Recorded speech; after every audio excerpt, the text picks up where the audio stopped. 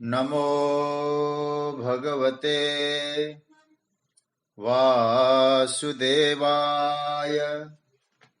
कृष्णाय वासुदेवाय हरये परमात्मने प्रणतः क्लेशनाशाय गोविन्दाय नमो नमः। नमः परमहंसाय स्वादितचरणकमलचिन्मकरन्दाय भक्तजनमानसनिवासाय श्रीरामचन्द्राय वागीशायस्य वदने लक्ष्मीर्यस्य च वक्ष्यसि यस्यास्ते हृदये संवित् तं नृसिंहमहं भजे। गुरुर्ब्रह्मा गुरुर्विष्णुर्गुरुर्देवो महेश्वरः गुरुः साक्षात् परब्रह्म तस्मै श्री गुरवे नमः। भगवत चरण कमलानुरागी सभी आत्मीय स्वजन प्रियजन, आप सभी को मेरा प्रणाम वंदन, सबका अभिनंदन। स्वाध्याय परिवार के सभी प्रभु प्रेमी जनों को मेरा प्रणाम। राधे राधे, जय श्री कृष्ण। प्रभु की मंगलमयी कृपा से श्रीमद् भगवद गीता की यात्रा में आज हम लोग 151वें दिन में प्रवेश कर रहे हैं। आप सबके स्नेह के कारण गीता चिंतन की जो मंगलमयी यात्रा है, ये अपने गति की ओर, लक्ष्य की ओर अबाधित रूप से चल रही है। 7वें अध्याय तक की चर्चा प्रभु कृपा से संभव हो पाया। आज मेरे मन में कुछ विचार आए कि 8वें अध्याय में प्रवेश करें, उससे पूर्व गीता का एक व्यावहारिक पक्ष हम लोग देखें 7 अध्याय तक। और क्योंकि काफी लोग बाद में भी जुड़े, तो एक बार विहंगम अवलोकन, और इस बार जो हम 7 अध्याय का चिंतन करेंगे, हमारे जीवन में व्यवहारिक धरातल को ध्यान में रखकर चिंतन करने का मेरा मन हो रहा है। इसलिए 8वें अध्याय में जाएं उससे पूर्व हम लोग एक बार अवलोकन अवश्य करें। और मुझे लगता है यदि 7 अध्यायों का चिंतन हम लोग बड़ी गंभीरता के साथ करेंगे तो 8वां जो अध्ययन है, हमारा 8वें अध्याय का जो अध्ययन है, वो बहुत सरल पड़ जाएगा। इसलिए हम लोग आज पहले अध्याय से एक तरह से चिंतन प्रारंभ करेंगे। गीता में जो 7 अध्यायों का हम लोगों ने अब तक चिंतन किया, उनमें हमें क्या दृष्टिकोण मिलता है, अथवा यूं कहा जाए गीता के पूरे 700 श्लोकों का हमारे जीवन में क्या दृष्टिकोण हो सकता है। और इसके लिए हमको महात्म्य ज्ञान की आवश्यकता है, क्योंकि हमारे शास्त्रों ने कहा है प्रयोजनम अनुद्दिश्य मंदोपि न प्रवर्तते। बिना प्रयोजन के कोई मूढ़ व्यक्ति भी आगे नहीं बढ़ता। तो हम लोग क्या प्रयोजन लेके जा रहे हैं? देखिए, महात्मा ज्ञान हो ना, तो वस्तु को स्वीकार करने में बड़ी आसानी हो जाती है, उसकी महिमा का जब ज्ञान हो। जैसे आप लोग भागवत जी की कथा सुनते हैं, तो भागवत जी की कथा से पहले 6 अध्यायों में भागवत के महात्म्य के, पद्म पुराण के अंतर्गत 6 अध्यायों में भागवत के महात्म्य की चर्चा है। फिर महात्म्य के बाद भक्ति ज्ञान वैरागी की कथा, धुंधकारी, तो ऐसा लगता है कि भागवत की महिमा क्या है, तो वो महात्मा ज्ञान के कारण वो भागवत में प्रवेश करता है। महात्मा ज्ञान हो तो व्यक्ति उसे सहज रूप से किसी भी प्रकार से जानना और स्वीकारना आगे बढ़ जाता है, कर लेता है। जैसे धन, पैसे। अच्छा, आप जरा सोचिए, पैसों का महात्म्य हमें मालूम है, इसकी कितनी महिमा है। बिना पैसों के हम कदम नहीं बढ़ा सकते। तो हम लोग पैसा कमाते हैं ना, और पैसा कमाना हमको बोर नहीं लगता है। धन कमाना, धन संग्रह करना कभी किसी को बोर फील नहीं हुआ है। और कमाने के लिए हम लोग नए नए तरीके भी अपनाते हैं, कैसे धन को एकत्रित किया जाए। पैसों के प्रति जो महात्मा ज्ञान है वही हमें सजगता पूर्वक आगे बढ़ाता है धन कमाने के लिए। ऐसे ही श्रीमद् भगवत गीता के प्रति जब हमें महात्मा ज्ञान हो जाए, इसकी महिमा क्या है, यदि ये बोध हो जाए तो सज्जनों, तो फिर आप ये नहीं कहेंगे कि गीता को संस्कृत में क्यों लिखा होगा। हिंदी में लिखते, हमारे लिए तो अंग्रेजी ठीक थी, अंग्रेजी में लिखते, क्योंकि भगवान तो सर्वज्ञ हैं। यदि महात्मा ज्ञान गीता की महत्ता को हम लोग समझ जाएंगे तो कैसा भी हो, किसी भी भाषा में हो, आप उसे समझने की कोशिश करेंगे, कैसे भी करें, प्रयास करेंगे। तो गीता का महात्म्य क्या है। और मुझे लगता है गीता वर्तमान जीवन में बहुत प्रासंगिक है। गीता में जो समस्याओं को रेखांकित किया गया है, उस समय उस प्रकार की समस्याएं रही होगी, कितनी उस समय प्रासंगिकता थी होगी, तो ठाकुर जी पर छोड़ दे। लेकिन गीता में जिन समस्याओं को दर्शाया गया है वर्तमान जीवन में बहुत प्रासंगिक है। मुझे तो ऐसा लगता है श्रीमद् भगवद गीता हमारे वर्तमान जीवन का दर्पण है। दर्पण की विशेषता क्या होती है, और दर्पण भले ही पुराना हो लेकिन दिखाई कब क्या देता है, उसमें वर्तमान दिखाई देता है। भविष्य, हाँ, जिस दर्पण में आपने बहुत वर्ष पहले, 50 वर्ष पहले भी अपना चेहरा देखा हो, और दर्पण को आप कहेंगे मैं 50 वर्ष पहले कैसा था वो बता दो, बाद में भी तुमको ही देखेंगे, बाद में कैसा रहूंगा, कि ये दर्पण कहेगा वर्तमान जीवन का दर्शन करो, इस समय आप कौन है।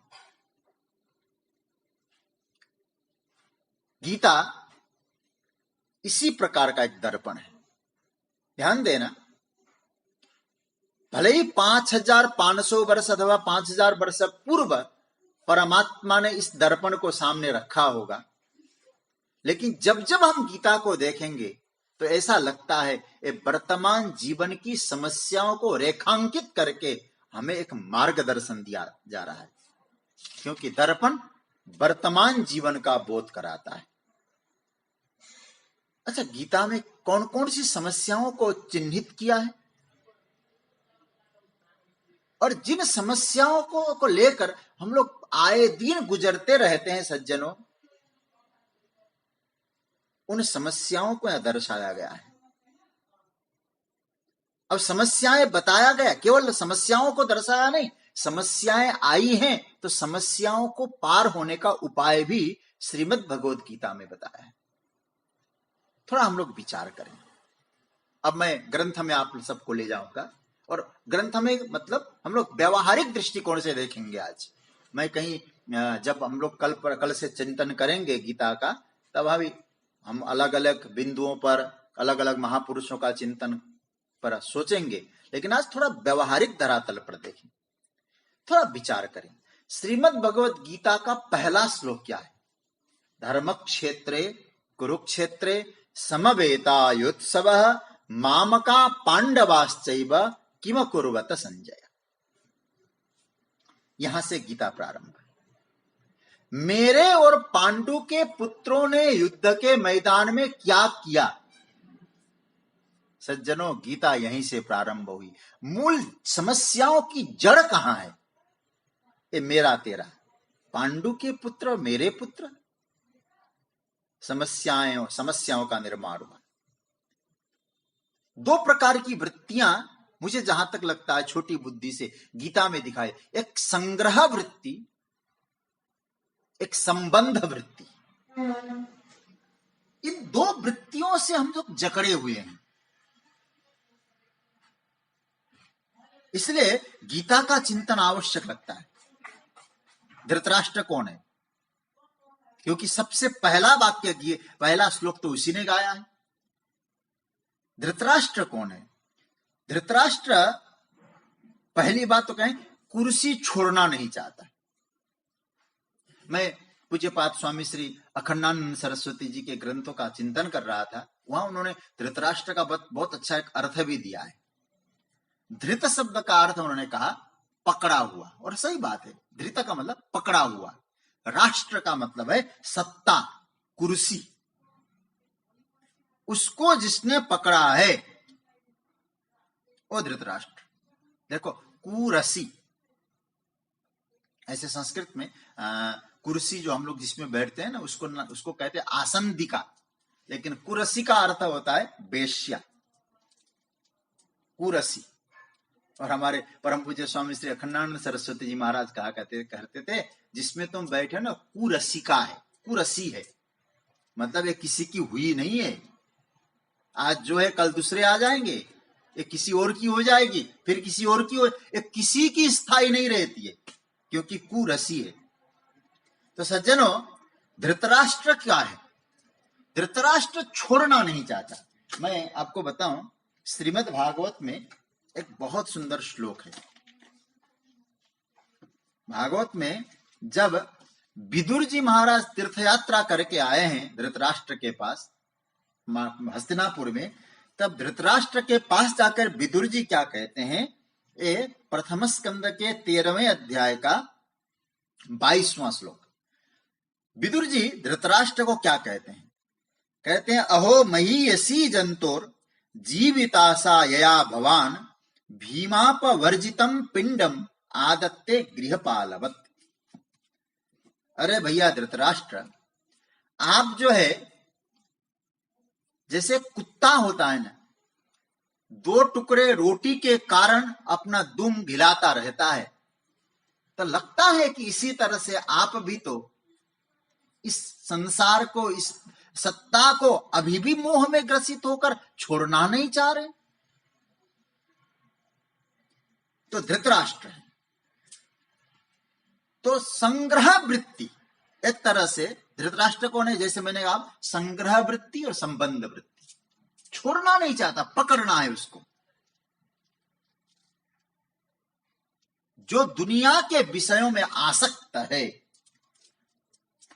पूरा जीवन विषयों को संग्रह करने में जिसने लगाया हो, वो धृतराष्ट्र है। एकत्रित करो, एकत्रित करो। और याद रखना सज्जन, थोड़ा सा, क्योंकि इसलिए मैंने आज कहा कि गीता को व्यवहारिक दृष्टिकोण से हम लोग देखेंगे। आज हम लोगों के घर में ऐसी बहुत सारी चीजें होंगी संभवतः जो 10 वर्षों से शायद कोई उपयोग में नहीं आया। ऐसी चीजें मिलेंगी आपको, हमने रखा है, हम छोड़ना नहीं चाहते, उन्हें बस पड़ा है, संग्रह करके रखा है। तो सज्जनों, हमने क्यों रखा है? फिर संग्रह वृत्ति हमारे मन में है। अब थोड़ा सा देखना, तो पहली समस्या क्या हुई हमारे जीवन की? पहली समस्या यह है, विषयों को, व्यर्थ के विचारों को, व्यर्थ के द्वंद्वों को संग्रह करके, एकत्रित करके जो उसी में दबे रहता है, उसका नाम है धृतराष्ट्र। ये एक पार्ट हो गया। ये एक, अभी थोड़ा सा इसको रखें, एक वृत्ति यह है। दूसरी वृत्ति है, जीवन में कर्म करना आवश्यक है, बिना कर्म के हम रह नहीं सकते, बात बिल्कुल ठीक है। लेकिन मैं आपको कहूं, गीता के सूत्रों के आधार पर अब तक तो आप लोगों ने समझ लिया होगा कर्म करना जितनी आवश्यकता है, कर्म से उपरत होना उतनी आवश्यकता है।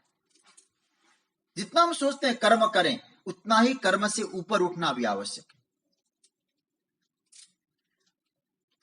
लेकिन एक और वृत्ति है जिसको हम लोग कह सकते हैं काम की व्यर्थ की लत, वर्कोहोलिक्स। तो इसका ऐसे लोग, कभी कभी आपने देखा होगा, ऐसे लोग जब दूसरे शांत बैठे रहते ना, आके कहते हम तो दिन भर मशीन की तरह मरते हैं, ये देखो शांति से बैठे। अरे तू भी बैठ ना। तो अब क्या हुआ, निरंतर तो दुर्योधन की जो वृत्ति है, ये वृत्ति है, वस्तुओं को इकट्ठा करने वाला हो गया धृतराष्ट्र, कुर्सी में फंसा हुआ विषयासक्त, और कर्म में फंसा है, शेष कुछ भी है, केवल कर्म है। और दूसरों को भी क्या समझता है, ये सब मेरे लिए ही तो है, मदर्थे त्यक्त जीविता। पहले अध्याय में अधूरे, ये सब क्यों, बोले मुझे जिताने के लिए, मेरे लिए प्राण त्यागने के लिए। ये दुर्योधन की वृत्ति। तो पहली वृत्ति धृतराष्ट्र वाली वृत्ति, संग्रही वृत्ति।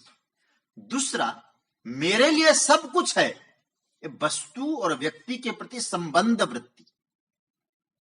एक और बात कहूं मैं आपसे, एक तीसरी वृत्ति है, और मुझे लगता है ये हम लोग देखें तो एक खतरनाक वृत्ति भी कह सकते हैं इसको। वो क्या है, आप अपने चिंतन में आ जाएगा अभी आपको। व्यक्ति में दयालुता आवश्यक है, दयालुता भाव होना।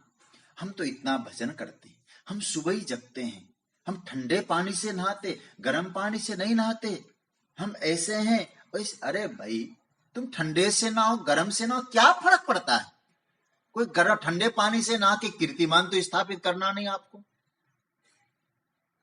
तो व्यक्ति अपनी अच्छाई का इस प्रकार से अभिमान कर जाता है कि अपनी अच्छाई जो है वो अन्यों की बुराई के साथ तुलना करके अन्यों को बुरा कह देना, ये अच्छाई का भाव नहीं। मैं तो, अरे भाई मैं तो कुछ नहीं चाहता, मैं तो ऐसा अमर्थे कांक्षितम नो राज्यम भोगा सुखानि च, मैं तो कुछ नहीं, क्योंकि मैं तो साधु हूं। ये तीसरी वृत्ति है, ये सत्वगुणी वृत्ति और अभिमान हो गया सत्वगुण का।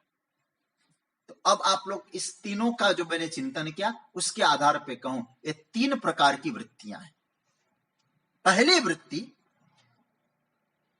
तमोगुणी, दूसरी वृत्ति रजोगुणी, और तीसरी वृत्ति सत्वगुणी।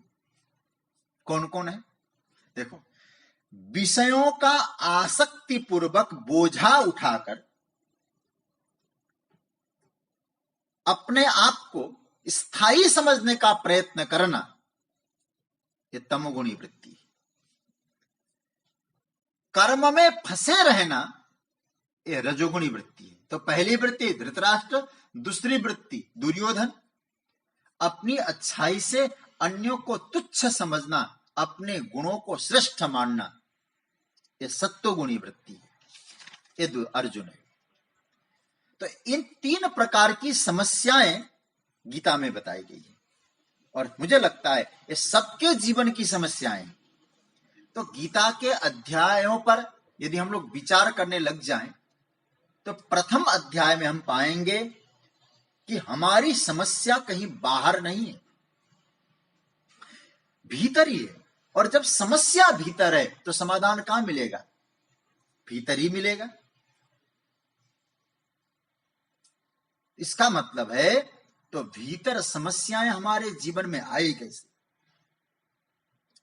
मैं आज इसको एक विषय दे सकता हूं, एक नाम दे सकता हूं, समस्याएं आई कैसे। प्रथम अध्याय के आधार पर आत्म परिचय का संकट, आत्म परिचय का संकट। मैं इसको अंग्रेजी में खोजने लगा, आत्म परिचय का संकट कैसे, थोड़ा कठिन लग रहा था, तो मुझे एक नेट में एक शब्द मिला, आइडेंटिटी क्राइसिस। अपना जो परिचय है उसका संकट हो रहा है। और याद रखना सज्जनों, आत्म परिचय का संकट जब तक बना रहेगा तब तक कभी समस्याओं से मुक्त नहीं हो पाएंगे। अर्जुन तो निमित्त है जी, अर्जुन तो एक माध्यम है। ये सब हमारी समस्याओं को ठाकुर जी खोज रहे हैं और समाधान भी दे रहे हैं। अर्जुन की समस्या क्या है और उसके आधार पर अपनी तुलना करें। अच्छा, अर्जुन युद्ध के मैदान में गया है तो अर्जुन कौन है? अर्जुन योद्धा है। लेकिन अर्जुन योद्धा है, उस समय अर्जुन न भाई है किसी का, न किसी का साला है, न किसी का शिष्य है। हम लोगों का भी यही चक्कर है, हम निर्णय नहीं कर पा रहे हैं। हमें याद रखना है कि हम लोग इस समय यहां क्या है, हम कौन है। हम चिंतन करें थोड़ा सा, इस समय हम कौन है। अर्जुन की समस्या अपने में जोड़ना जरा। अर्जुन योद्धा बन के गया, लेकिन क्या कहता, श्याला संबंधिनस्तथा।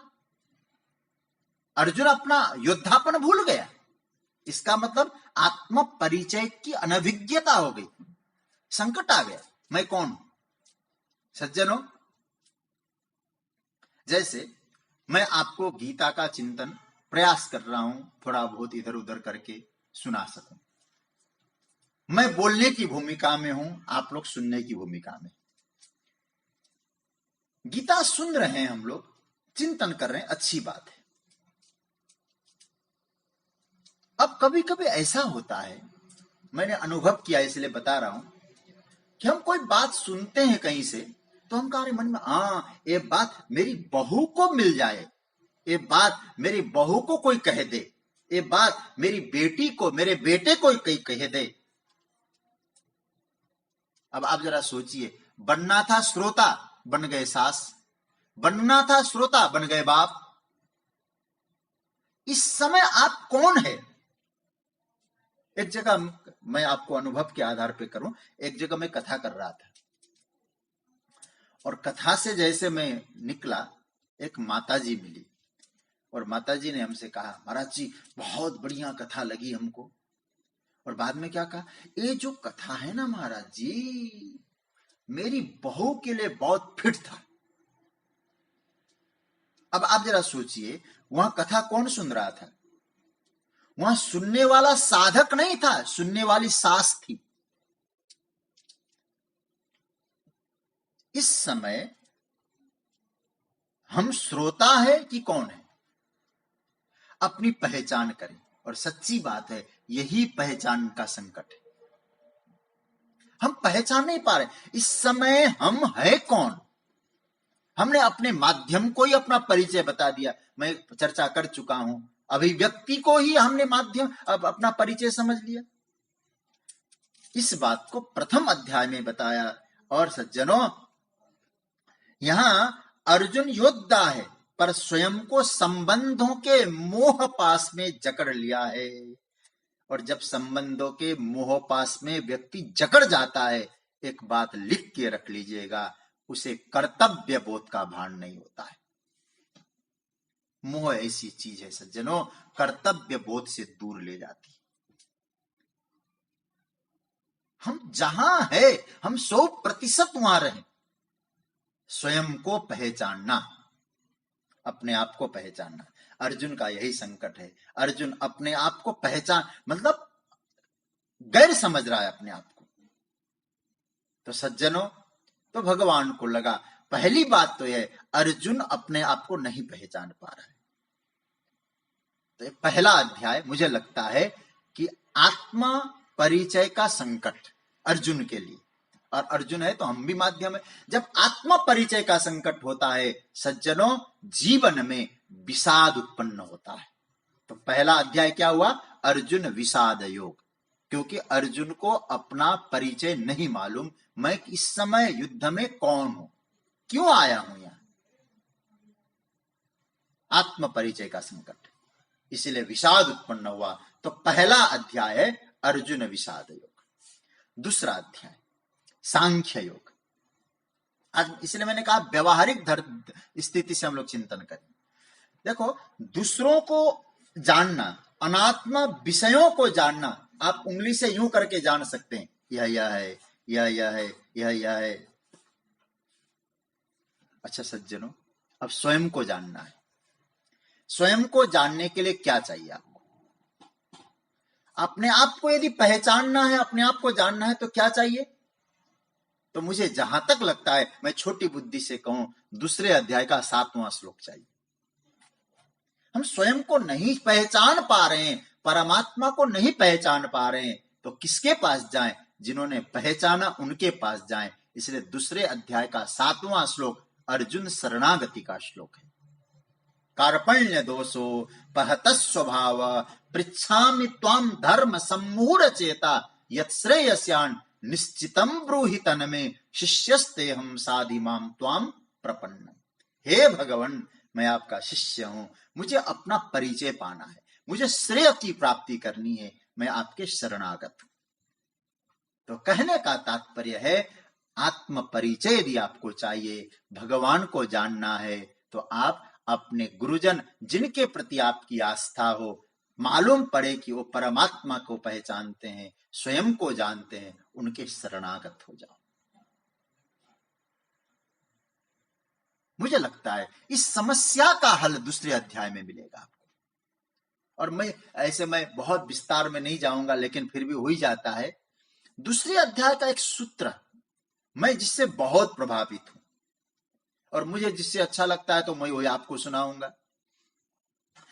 यह गीता में ओतप्रोत है पूरी तरह से ये सूत्र, और मुझे लगता है भगवान श्री कृष्ण के जीवन में भी ये सूत्र पूरी तरह से उतरा है, और उतार के प्रभु बोले, सुख दुखे समे कृत्वा लाभा लाभौ जया जयो ततो युद्धाय युज्यस्व नैवं पापम वाप्स्यसि।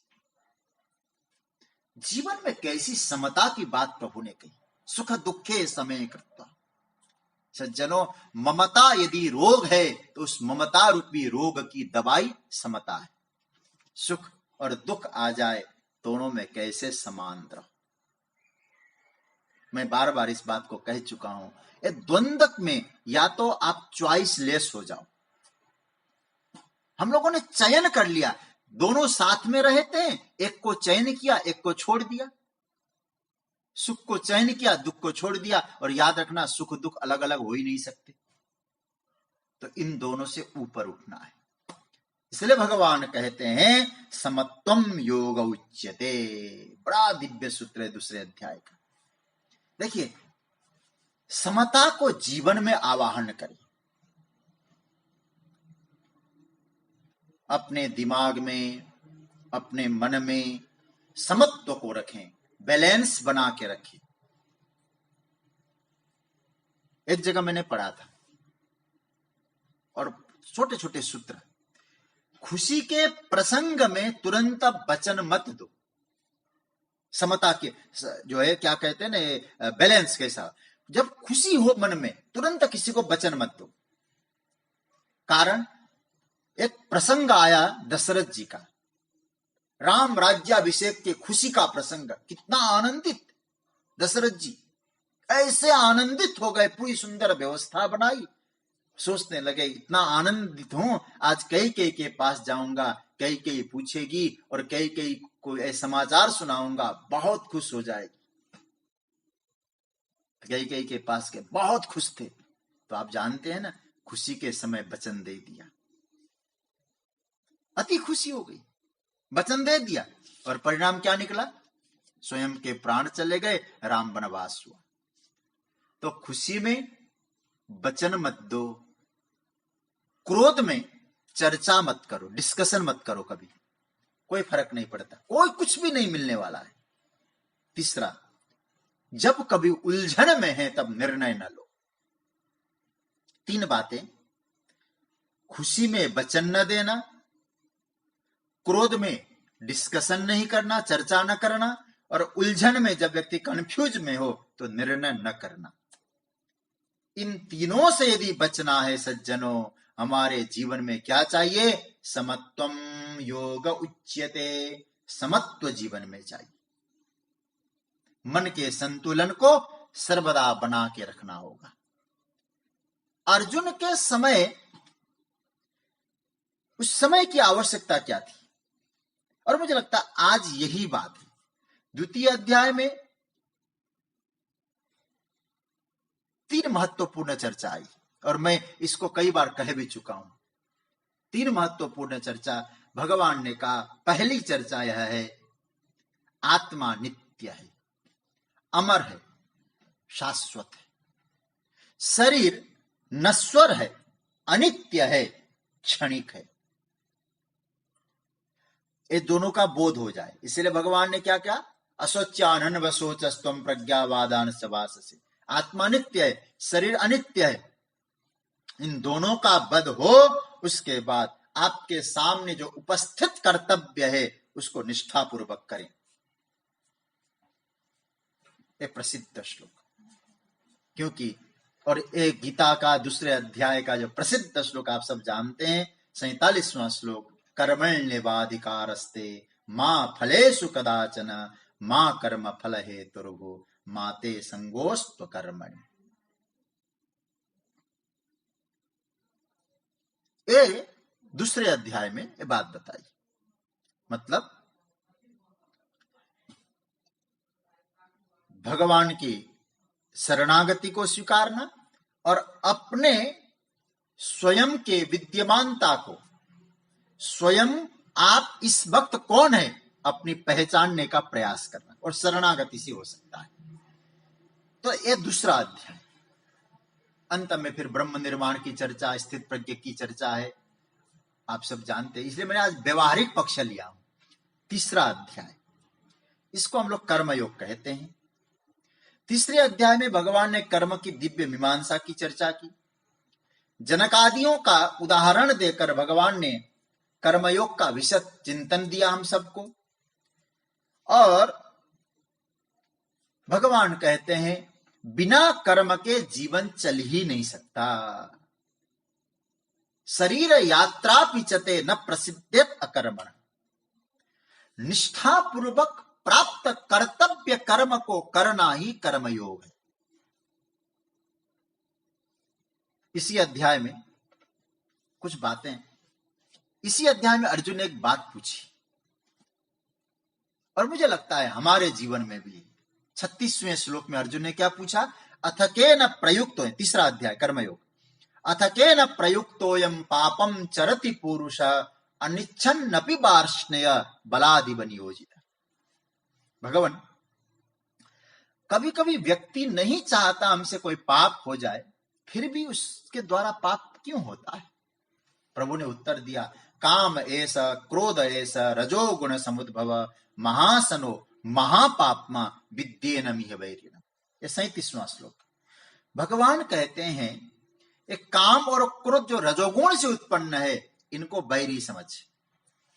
ध्यान देना, मनुष्य जब अति कामना के प्रभाव में आ जाता है तब क्या होता है, या तो हमारी कामना पूरी होती है या नहीं होती है। कामना पूरी हुई आपकी तो लोभ बढ़ना निश्चित है, कामना पूरी नहीं हुई तो क्रोध बढ़ना निश्चित है। तो कामना के 2 विकृत रूप हमको मिलते हैं।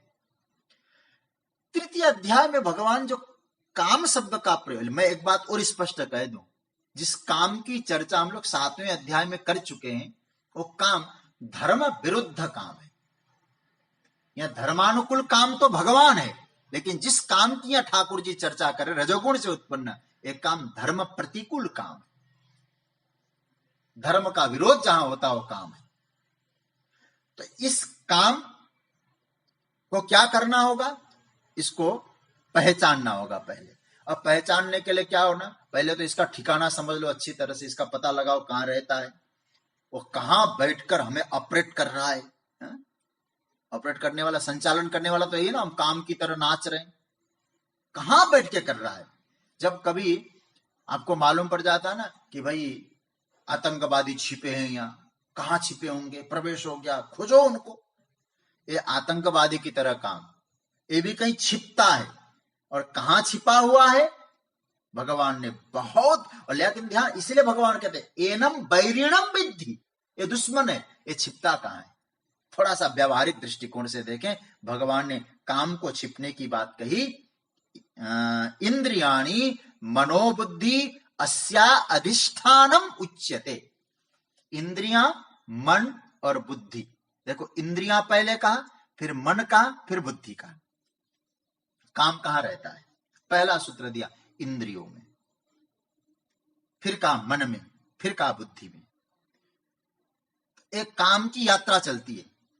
ये तीनों में, आप लोगों ने इतने दिन से गीता की यात्रा की है ना, इन तीनों में सबसे स्थूल कौन है? कहा कि इंद्रियां, फिर मन, और मन से सूक्ष्म है। इंद्रियों से मन सूक्ष्म है और मन से बुद्धि सूक्ष्म है। तो महत्वपूर्ण बात हमको क्या मिली? यदि इंद्रियों में ही हमने काम को रोक दिया, इन कामनाओं को, इन व्यर्थ की इच्छा को, धर्म विरुद्ध इच्छाओं को यदि हमने अपने इंद्रियों तक में ही रोक दिया, तो आगे की साधना की यात्रा बहुत सरल हो जाएगी। ऐसा नहीं हुआ तो इंद्रियों से काम आगे बढ़ जाएगा, मन में प्रवेश करेगा, मन को बहुत अच्छी तरह से अटैक करेगा वो, और आघात करेगा। फिर धीरे धीरे धीरे धीरे धीरे धीरे ये मन, वे काम जब मन को भी अतिक्रमण करके बुद्धि तक जाए तो क्या स्थिति होगी? तो होना क्या चाहिए? शत्रुओं को सीमा पर रोकने का प्रयास होना चाहिए। कामना मन में गई तो याद रखना सज्जनों, हमारी जो जीवन की जो ऊर्जा है ना, वो ऊर्जा की जो यात्रा है वो बहिर्मुखी हो जाएगी। मन को कामना ने जीत लिया, वहां से कामना ने बुद्धि तक पहुंच बनाई। फिर क्या हुआ? बुद्धि में कामना ने प्रवेश किया, विवेक नष्ट हो गया, गलत काम करने की प्रवृत्ति आ गई, और उसी गलत काम को फिर अपनी बुद्धि के विकृत रूप लेकर जस्टिफाई करने लगेगा, और गलत काम भी करेगा और उसको जस्टिफाई भी करेगा। नहीं नहीं नहीं, ठीक है, बहुत बढ़िया हुआ है। फिर क्या होगा उसका?